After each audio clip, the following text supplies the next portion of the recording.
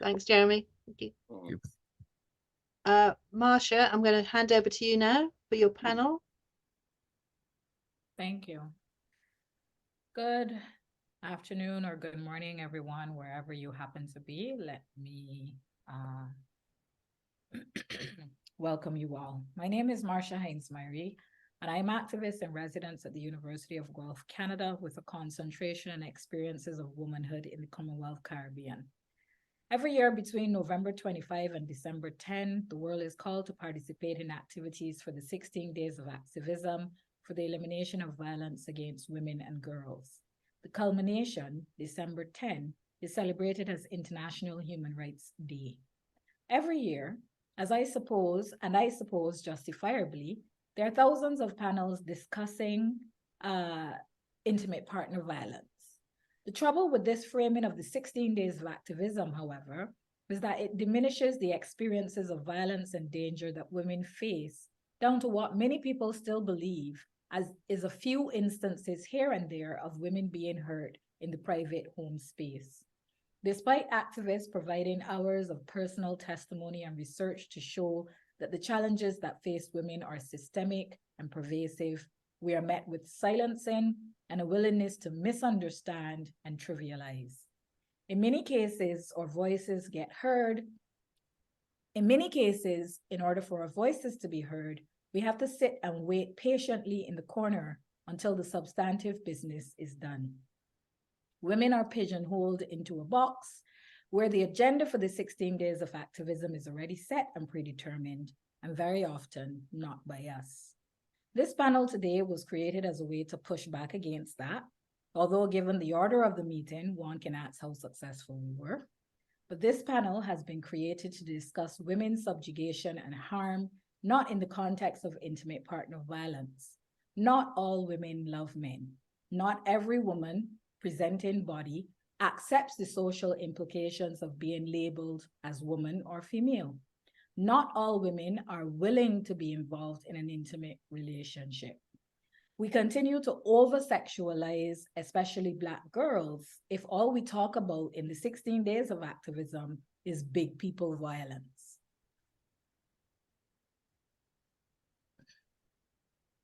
All women and girls, in order to thrive and survive, need the environment, the earth, its ecosystems, people who work and research them, and nations that are free from war and political and colonial violence and their implications on the environment.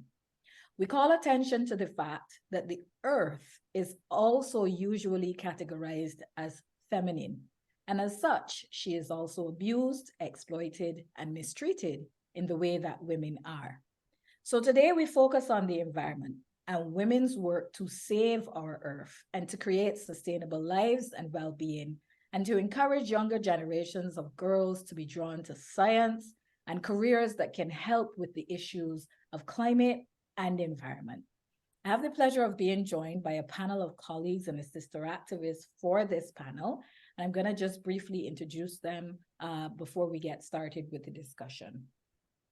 Dr. Shoshanna Jacobs is a full professor in the Department of Integrative Biology and leader of the Manufactured Ecosystems Project. They did their BSc in biology with a specialization in marine biology, studied harbor seal population dynamics and interaction with industry at the master level, and their PhD was done in Nunavut, and it focused on seabird ecophysiology. Dr. Jacobs sits on the Council of the University of Guelph and is an ally working to ensure greater representation and support for alternative epistemologies and approaches to research, both for equity-seeking students and their colleagues. Alicia Viloria Petit was born in Maracaibo, Venezuela, and moved to Canada in 1996, making it her home. She obtained a master's in immunology from the Venezuela Institute for Scientific Research and a PhD in cellular and molecular biology from the University of Toronto.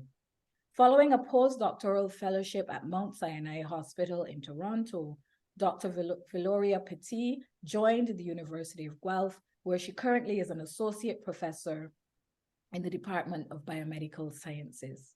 Alicia is the co-founder and co-leader of Geeky Latinas, a program to empower minorities' interests in science, technology, engineering, arts, and mathematics, typically abbreviated STEAM. Geeky Latinas has reached 17 countries of the Americas as of today. Monique Clesca is a 25-year veteran specializing in high-level policy dialogue, human rights, youth and women programming, development, and crisis communication and writing. A feminist, pro-democracy, pro-socialist justice advocate, she is also a member of the Civil Society Commission to find a Haitian solution to the crisis in Haiti and of the Haiti Think Tank, and a member of the Montana Agreement Monitoring Bureau. Monique has been a speaker at the Yale Law School Human Rights Clinic, the Canada Parliament, and a guest on Democracy Now!, CNN, MSNBC, NBC News, NPR, and Black News. Ms. Clesca's writing has appeared in major national and international newspapers and magazines, including Foreign Affairs, America's Quarterly, the New York Times, the Miami Herald, and Huffington Post. Thank you very much to my panel for joining me. I'm going to open with a question that gives you an opportunity to speak a little bit more about your work. I know that each of you, through your work in activism, are trying to create new discussions around persistent problems. And I wondered if you could tell me a little bit about your approach to your work. And we can start with the same order of introductions. So Dr. Jacobs, good morning from where we are. Good afternoon in London, and welcome. Thank you so much, Dr. Hinds Myrie, for bringing us together. I feel, I think, appropriately intimidated to be part of this panel, and I'm just delighted that my colleagues are here today as well. I wanted to talk a little bit about what a plan B would look like in the context of a climate collapse. And that's really the sort of central focus of our work. And so we think about what a fully realized climate crisis would lead to, and what we might want to have in our toolbox as that happens. And it's challenging to think about it because we tend to want to be hopeful, and we are hopeful, and yet sometimes it's a really good idea to have some people working on a plan B. So we are in the process of manufacturing an ecosystem to replace with technology the natural processes that the sort of biosphere does for humans as well as itself. In that process, though, and I think the salient point is that we are asking not only what do we need, but who do we need at the design table in order to accomplish that? And those are some very important questions that you are helping me explore, and making sure that, you know, it gets done in a different way. When you have this, it's not an opportunity, it's a tragedy to make a plan B, though. We need to explore the old ways of doing and change them. And so that's what we are largely doing with representatives from as broadly around the world as possible. Not nearly good enough, but we are starting the conversation.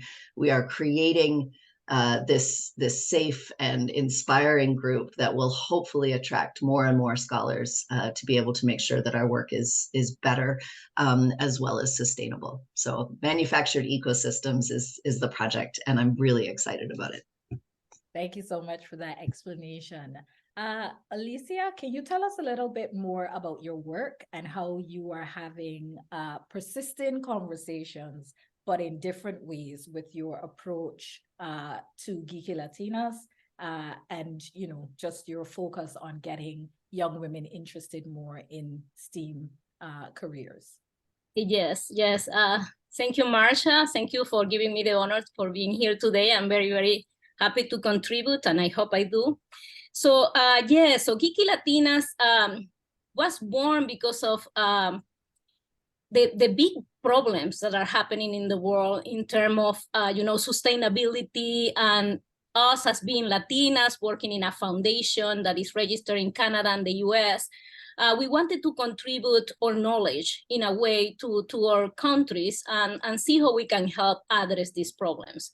So what we do is use informal education to try to link the participation of minorities with sustainability, okay?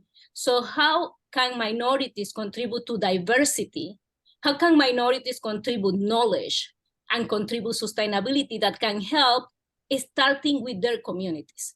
So it's a difficult task, and it's not only the work of us at Geeky Latinas or Engagement Foundation, but it really involves a lot of allies all over the world that are helping us reach these communities that are more vulnerable. So that's in a nutshell what it is. Thank you so much. And Monique, you're bringing up the rear for us with this particular question. If you could tell us a little bit about your current focus and the work that you're doing in Haiti.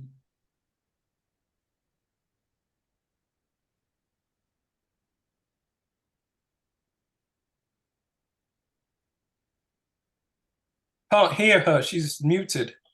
Oops, sorry. Sorry. Thank you so much for having noticed.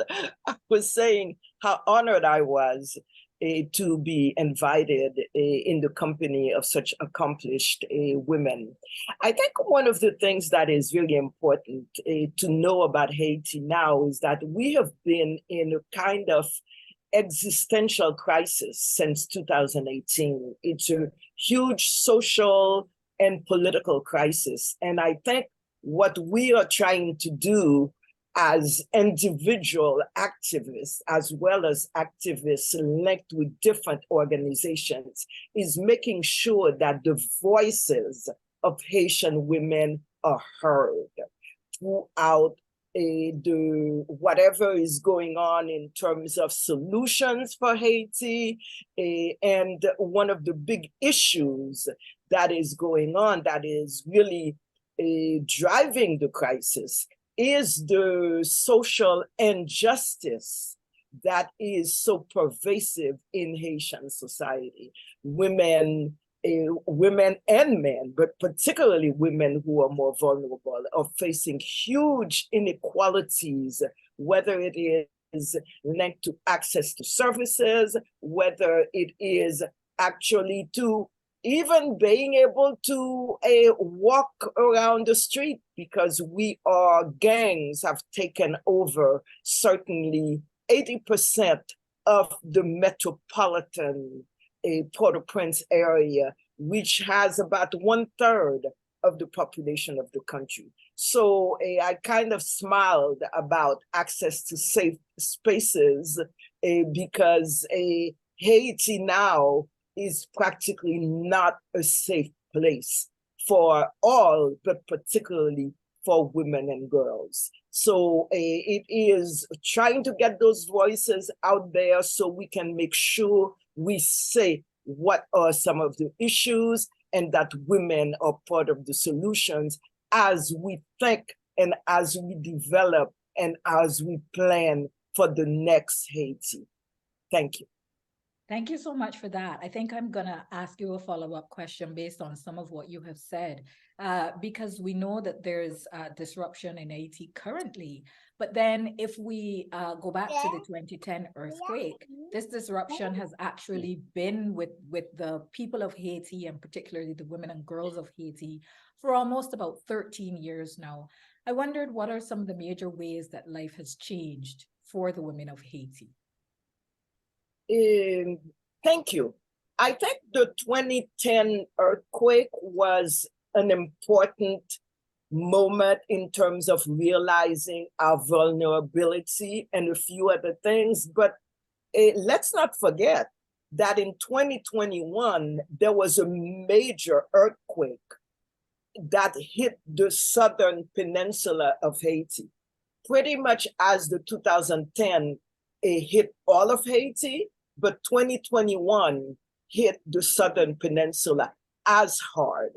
And then it was followed by a major hurricane. So in terms of how life has changed.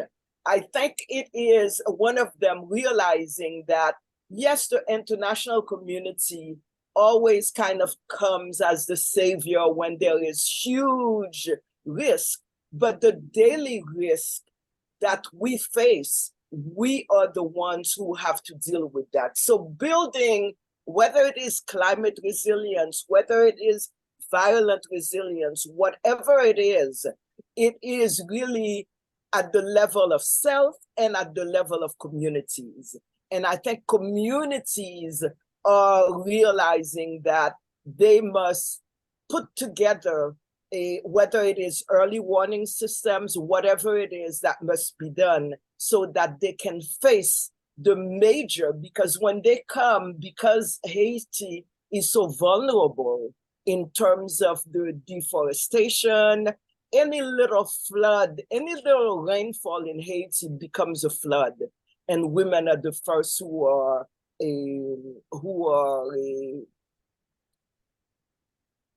how would I say it, who suffer the most from that because of their vulnerability and the poverty that is inherent in, as we say sometimes in Haiti, poverty is feminine. And it is not to say that poverty does not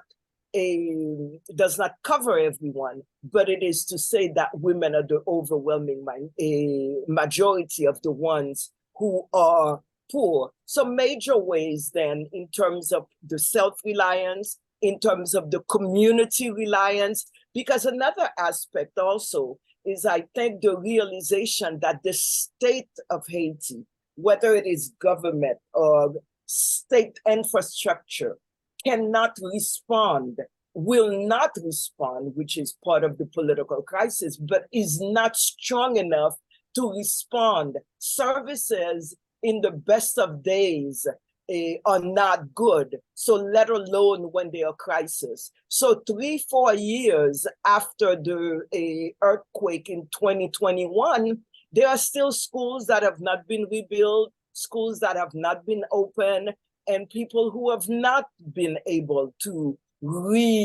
reconstruct their homes. So we are in the midst of a major social, political, existential crisis, and the realization, the way we have changed, is really realizing that it is up to us, it is up to our communities to come together and find solutions for ourselves, because the state is so inefficient and so perhaps not even willing to do things.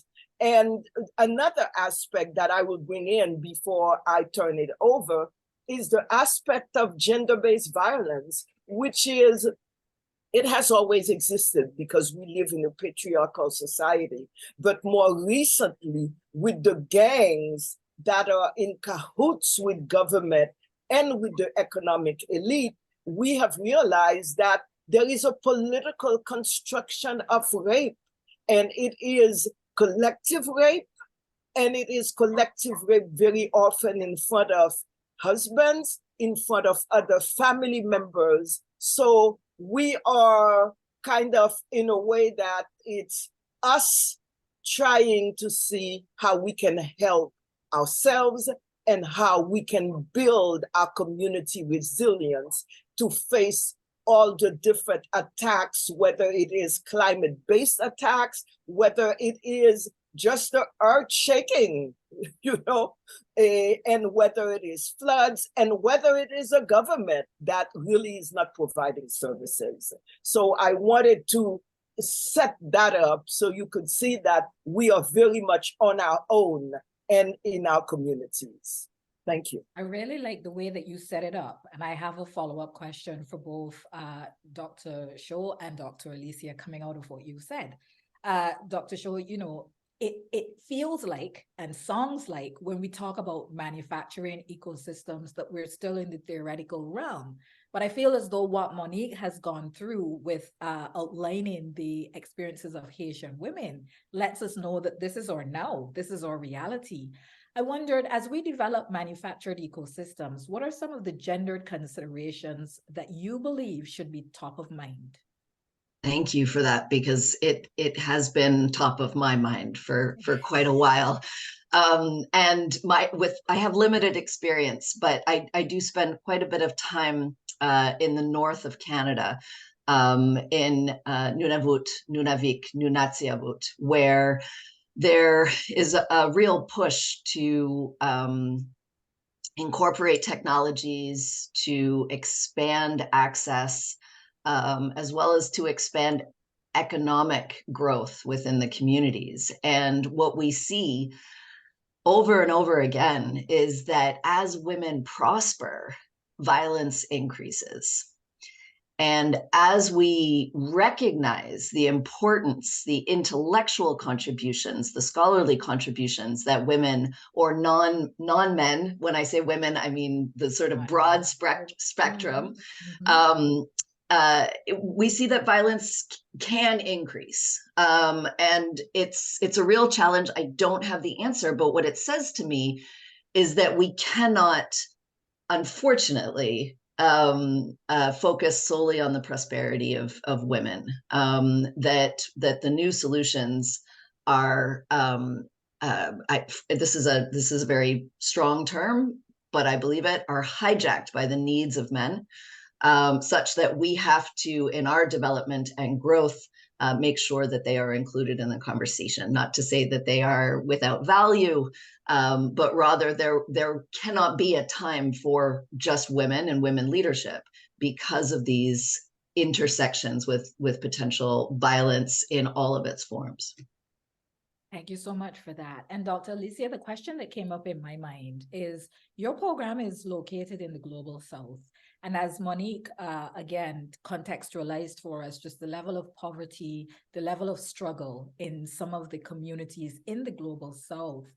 I wondered in that context, how are you encouraging women and girls in the Global South as they grapple with the crippling poverty to also think about and aspire to dreams of becoming STEAM professionals, to stay in school, to stay focused? What does that look like? Well, it is more than just education. It is really more about giving them a conscious look at their surroundings. We don't only educate them, because that they get in their schools, and that can be predetermined by so many people that direct what education is going to look like. But the informal education that we give them involve even understanding themselves as individuals from the psychological point of view. So we have psychologists in the group. We have people that is involved in entrepreneurship. We have people that is involved in leadership. So we teach them a lot of soft skills, working group, working team. So all of these things allow them to see themselves as people that can contribute. So it makes them actually move from being passive to being active. And so they understand them as not only equal to everybody, so the equity aspect, but also the importance of their uniqueness, okay? And how can that contribute to their local community and also to everywhere else, because everything starts with the community, really. Monique, I'm coming back to you, because this brings me to thinking about resiliency.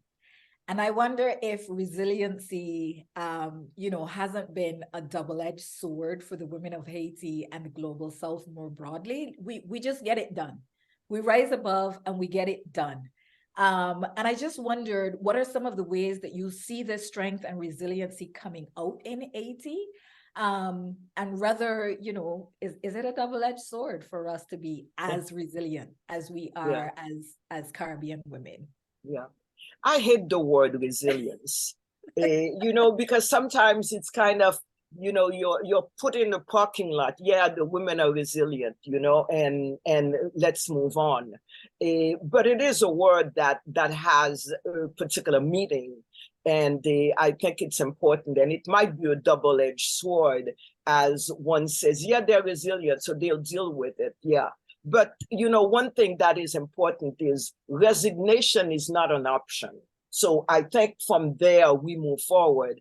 And I think what was said by the previous speaker, our Latina comrade is that in terms of communities, and I think in terms of innovation for survival, for resilience, it is really this aspect of structuring and paying attention to structuring the feminist movement.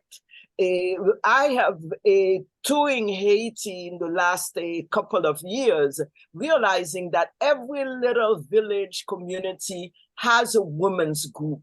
And the women's group, the interest is education, it's health, it's gender-based violence, which really is pervasive.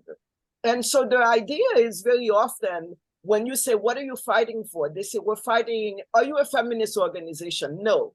What are you fighting for? We're fighting for the rights of women. But do you know that fighting for the rights of women is what feminism is about? Oh, we didn't know that. Okay, so yes, we are a feminist organization.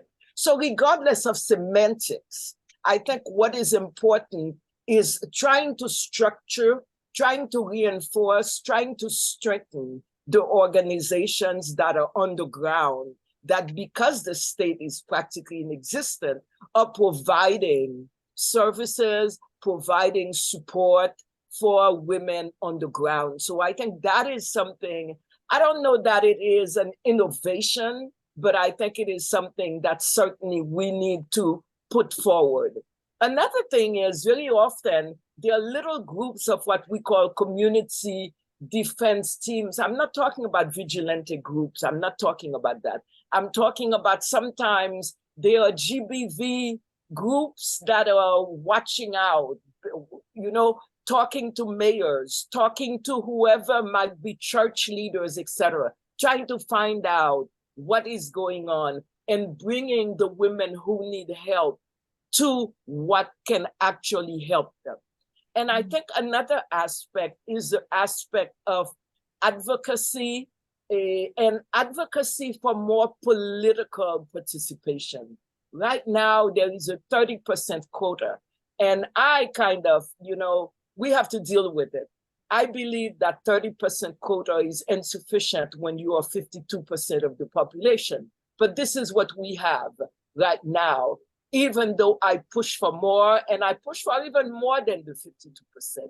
And I think that is something that is important in terms of organization of women so that we can be in positions, decision-making positions, so that we can drive the agenda, whether it is health, rights, agenda forward. And I think giving voice, and I think that is one thing that I will keep on repeating over and over and over again. The voices of women must be heard. Spaces must be created, must be strengthened so that the voices of Haitian women are heard, whether it is in the halls of power, whether it is in media, wherever it is, but we must be heard so we can speak about the issues and speak about the solutions that we know that we have if we come together.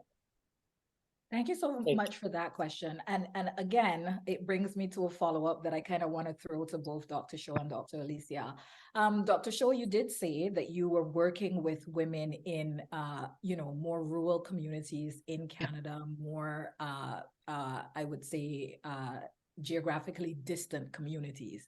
And there's a way in which when we think about Canada and talk about Canada, the experiences of these women or these communities are kind of not the ones we think about. Often, just like in the global South, these communities are the ones that have to grapple with the fallout of climate violence, right? And I don't think that a lot of the times we make this connection between violence and how it affects the environment. And I wondered if you could think aloud on that question a little, especially given your experience of working with populations in Canada who may be experiencing the fallout of this climate violence. We see it directly in our work, and I see it, I think of a story that I think kind of demonstrates the degree to which the relationship with the land is being removed from the people because of things like the climate crisis. When I was there 2 visits ago, we were offering a field school to some of the local youth to weave in together science and traditional knowledge learning. And I went to visit the Heritage Society, where the women were making clothing.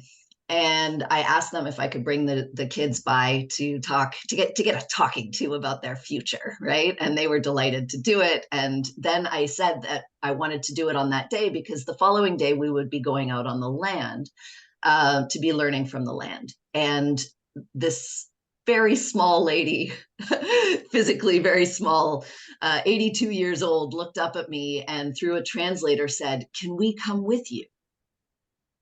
We never get to go out on the land anymore." And it was very jarring as a Southern settler, white, very not from here person, to be the potential way in which these women were going to get out on the land. Just thinking about the ways that they used to generations ago, or even 30 years ago, it was much more accessible to get out on the land back then. And now it requires an incredible amount of economic resource in terms of trucks and gas and all of those things as a result of melting permafrost and all of these different changes to the land and the environment. And so I hope that demonstrates a little bit what the relationship is. It is very unsettling. It's very concerning. So, I look at, from the village, I look and I see the land and I go for a walk and I am on the land, but those things are not, traditionally done in that way. And so we are stripping access to the land by the change in the climate, as well as the economic realities of the North. And I think that kind of captures the context. It absolutely does. Dr. Alicia, as kind of a follow-on from the discussion that Monique and Sho are having, you were working and I really loved how you contextualized that what you're trying to do with your Geeky Latinas program is to build consciousness, right? Like you rightly said, there's education in school, but there is a consciousness that you're trying to build. We've heard kind of some of the concerns directly from the women through Monique's testimony, through Sho's story about, the women and their experiences with land. And I think we also have to include the voices of women and of girls, particularly, and how they are seeing their future. And I wondered if you could tell me a little bit about what you are hearing girls think about and talk about as they understand their future in this world. Oh, well, that's a very interesting question, because our group is so it's diverse and it's not diverse in many respects, because we have, as you well say, 17 countries of the Americas participated in the program. So, each girl is unique in terms of their local perspective or the problems they are facing. But one common thing is that is happening with them is that they are going from being passive to being active. So that's what we are getting from the feedback. It's like they are understanding that they have a voice. They have understanding that not only they are equal, but they can contribute and they can do things because they have the tools now. We are giving them tools, and we continue to give them tools. Not only after they come out of the program, we continue to offer them support in the form of forums, in the form of, groups of discussion. So they are always there participating. And so that is something that encourages them.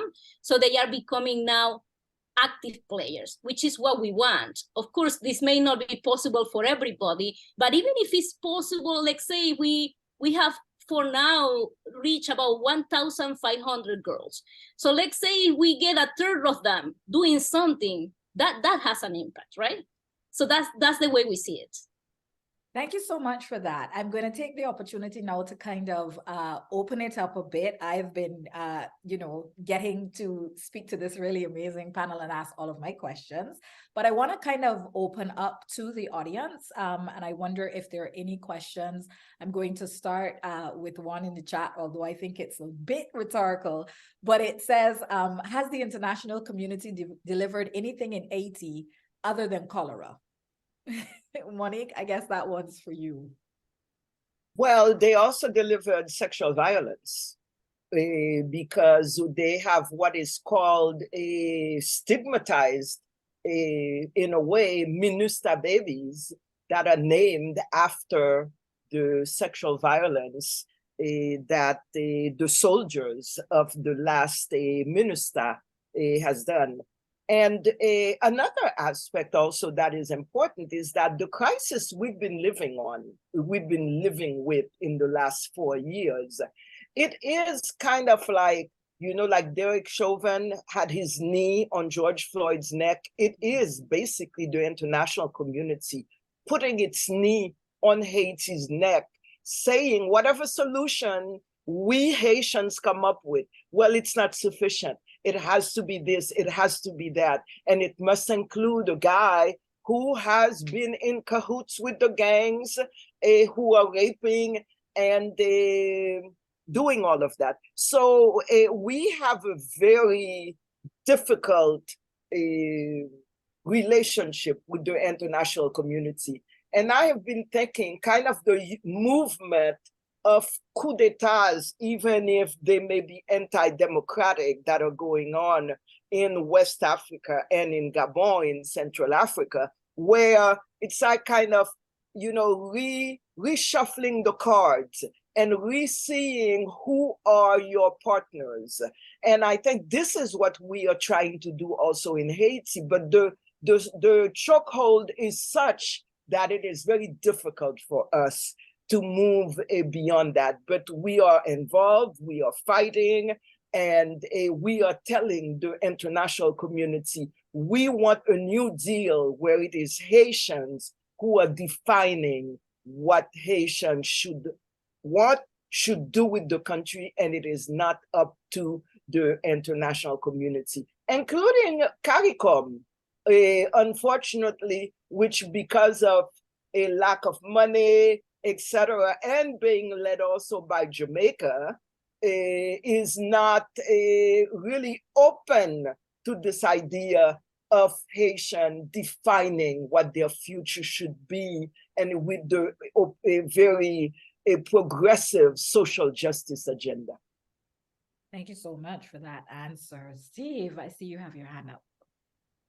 Yeah, given that 3 of you are in Canada and talking about the environment, brought to mind, on the one hand, the role of Indigenous people, the water defenders in trying to stop things like the Dakota Access Pipeline, the tar sands, from polluting their lands. But tied in with that, and with today's topic, reading about that, you then read, not as much as perhaps you should, about the murders and the violence against Indigenous women in Canada, the red dress movement we hear about, and so I was wondering if anyone would like to say something about that, not only the relationship between the violence that climate change brings to women, but actually the violence that extraction of fossil fuels, which is causing climate change, also brings to women kind of before it starts, if you see what I mean. So thank you. Thank you so much for that. Sho, do you want to take a stab at that one? Oh, I have many thoughts, but let me just say that the previous discussion about oil and gas in Gaza made me think, well, it's the same, right? Yep. We justify our violence to do more violence on the planet, and then that in turn leads to more violence on the people. It's all part of the same. And so you're absolutely right. It's a vicious circle. It's unacceptable. And I don't think that I'm too optimistic that we will see change in my lifetime. I remember when I was optimistic and hopeful. I'm not sure that I see this solution until we have depleted every last drop. In fact, I just went to a lecture at Queen's University being hosted by the business school, talking about exactly why we need to exploit every last drop of oil and gas. And the solution, which please forgive me because this is absolutely horrible, but I do feel it necessary to talk about it. But apparently the solution was that Canada was going to sell propane to countries in Africa so that they could start using it for cooking gas instead of dung, which is disgusting that would be the solution. But it just proves the point that we are not anywhere near thinking about breaking this cycle of violence to our planet, violence to our people. Dr. Alicia, I don't want to exclude you from the discussion. Do you have any thoughts on that particular question? Yeah, I have some thought, but the area we are interested in is a little bit different. For example, right now we are trying to reach borders. For example, borders between Colombia and Venezuela, borders between Venezuela and Brazil, where there is a lot of exploitation of the environment there. For example, minery in the south between Venezuela and Brazil. And then we have the, plantations of various drugs between Colombia and Venezuela and all over the borders with other countries as well. So again, our program is trying to reach those areas, and so we can start building knowledge of the power of working together to solve problems. That's what we are trying to do. And we hope that we can also solve this, not solve, but perhaps, as I shall say, not in our lifetime, but maybe start to get the ball rolling and see as we start to amalgamate more and more women working together on this issue, we can get somewhere. We have questions everywhere. We have hands up. We have questions in the chat. I want to give as many people an opportunity as possible, but then that means you have to limit your questions. So I'm going to turn over to Joseph now for a very quick intervention.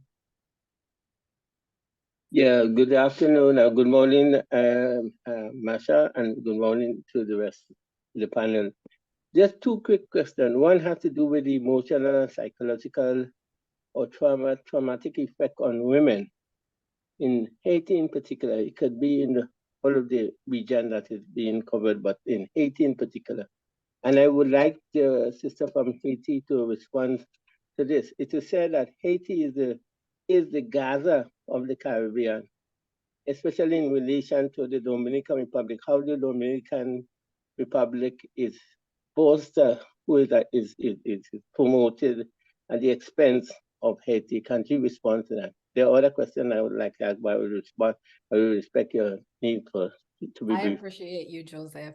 Monique? Okay, thank you. I think it's a very deep, very profound question.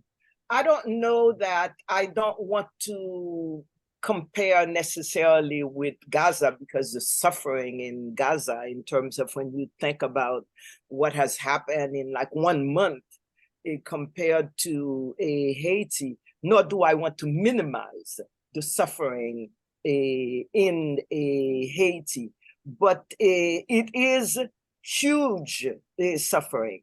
Now, when we think about the deforestation, that is, Haiti has been a climate basket case for years and years. We have lost practically all of the forest coverage in Haiti, which is why one of the reasons that when it rains, it floods everywhere. Any little rain, it doesn't have to be a hurricane, any little rain. So that is one aspect of it. And you have also the aspect of rising seas that the women are dealing with that in terms of whether it's fishing, whether it is the aspects of commercializing what comes out of fishing. So there are aspects in terms of the climate disaster that Haiti is that affect women. And then there is a political construct in terms of the violence that comes from the political construct, the gangs, and all of that. And I think that is something that is important. And the first word that I had heard, couple of words that I had heard from the gentleman was in terms of trauma.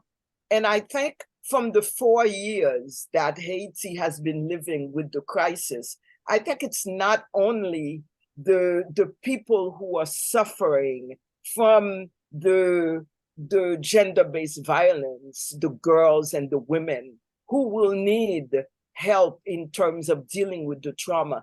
I think Haitians in general, we are dealing with a traumatic state that is violent towards us. So you have a combination of violence. You have the climate part that I'm talking about. You have the gender-based violence that is pervasive. You have the gender-based violence now that is collective and that is a political tool of the gangs. And then you have the violence of the state that is not providing services, that is not doing what a state is supposed to be doing in terms of satisfying our human rights. So the collective trauma of Haitians is huge. And I think we will need not only to deal with what are the results of the corruption, the impunity, the crimes, but we will have to deal with the trauma that we are being inflicted upon, whether it is by the environment, by the men, mostly men who are the leaders, and the gangs, and being inflicted on our women. So it is huge. It is huge. Thank you so much for that. Stephen is up next. Yes, thank you. Good morning, everyone, again. I found it amazing that after one of the devastation that was caused, that happened in Haiti, either the hurricane or the earthquake, that in the backdrop of the person doing the reporting, I saw at least 3 bulk carriers offshore waiting to receive whatever it was from Haiti to take abroad. When you see the amount of almost 200 years of reparations, which the French government said had to be paid to France by Haiti after because they lost all that income from slavery. Since there was a previous discussion on reparations, what kind of movement is out there to actually hold France accountable and have them start bringing some of those exploited resources back into the Haitian economy? Thank you. Marsha, do you want me to respond to that? Yeah. You see, a movement like what you are talking about must really be driven by the state.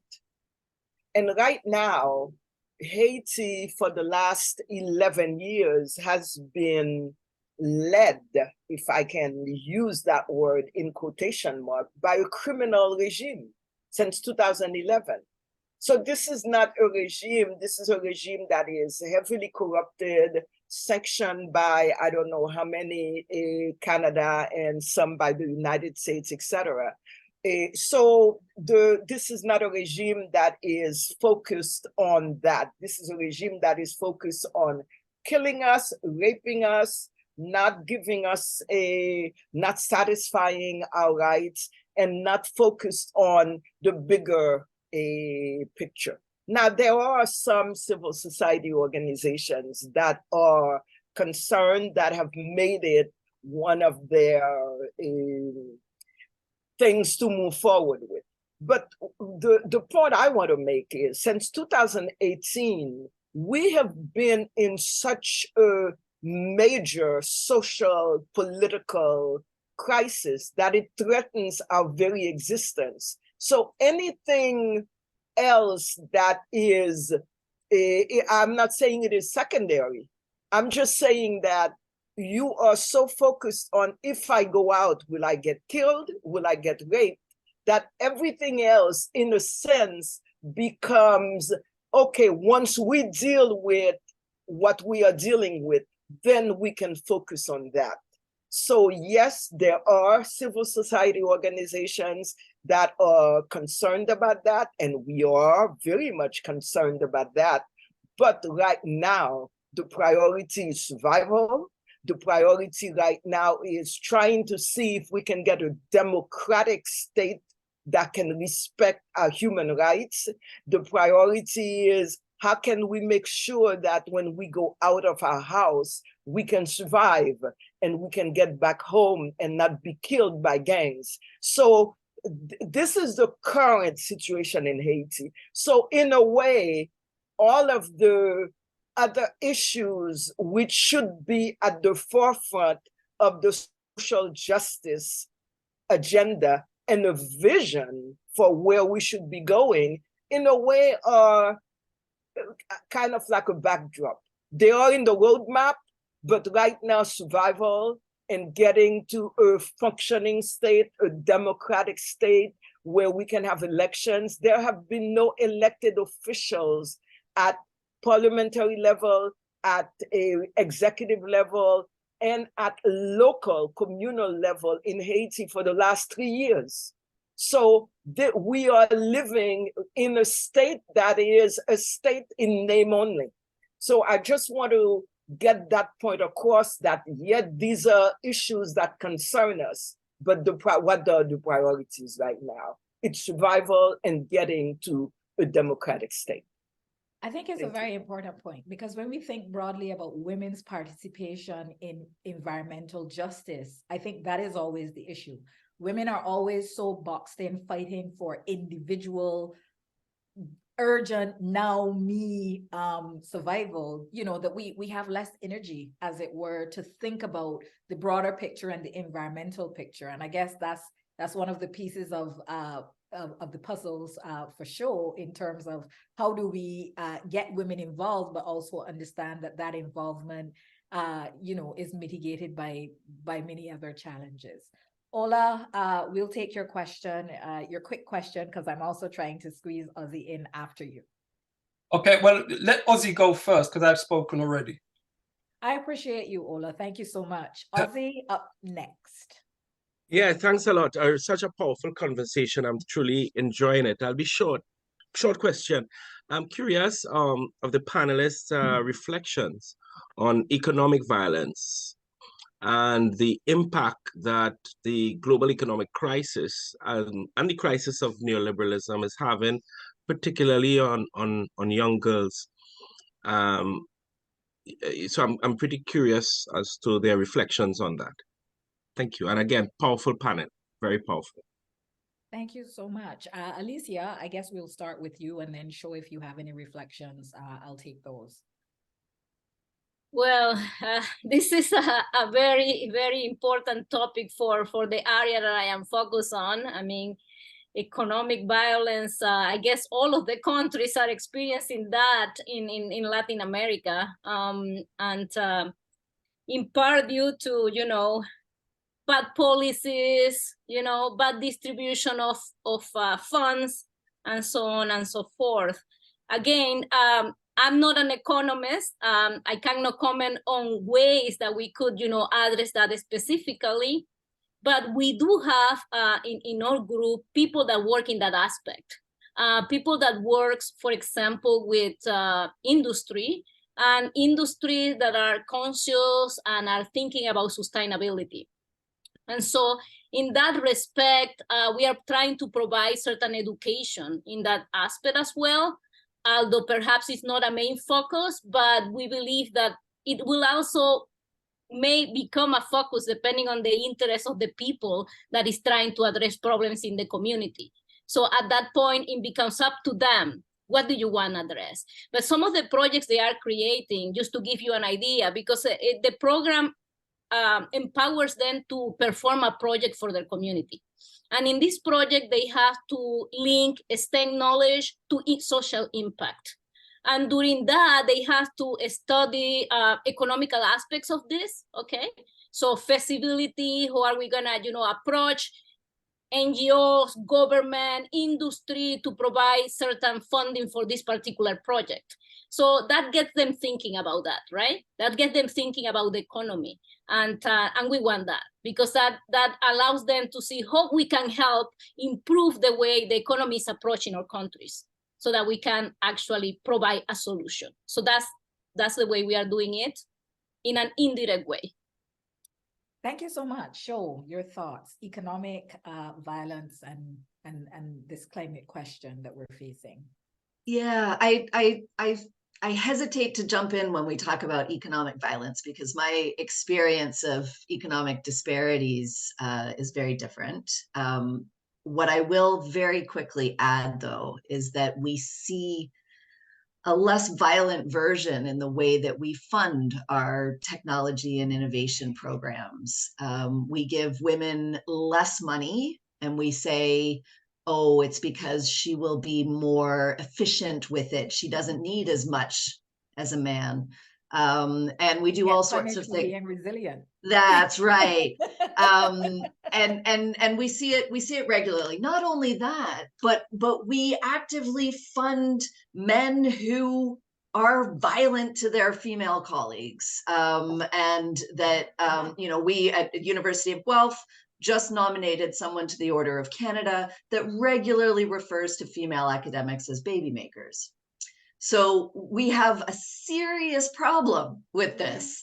And I don't have a solution except that we have to build it again, and different people need to be sitting around the table when that happens, and certainly not people like me, but other people need to be there, because we will continue to try desperately to work within the system that we all recognize will not get us to where we need to be if things continue in the direction that they are with respect to the climate. Thank you so much for that. People like you are needed because we need allyship to do this work, right? It's not just those of us who are outside asking for a place at the table, but also those already at the table who are willing to speak up and create space for us at the table. It's very important.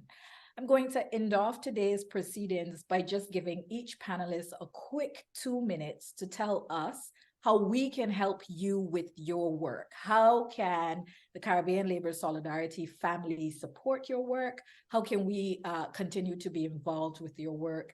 And I'll kind of end it out in the opposite direction. So we'll start with Monique, then Sho will go, and Alicia, you can close us out. Yeah. I think, in a nutshell, it is to give us voice, and it is to be an echo chamber for what it is that we are talking about in terms of the advocacy and the need for more women participation, the need to hear of the extreme violence that we are living, whether it is a gender-based violence or otherwise, the need to hear about adolescent girls who must survive, and in order to survive, get together with older men. It doesn't have to be 30 years older, it can be 10 years older. But this is what they do to survive. And we did a recent research with the University of West Indies on that, which shows that for their health and their rights, they live with extreme violence in their neighborhoods, but also in their relationships.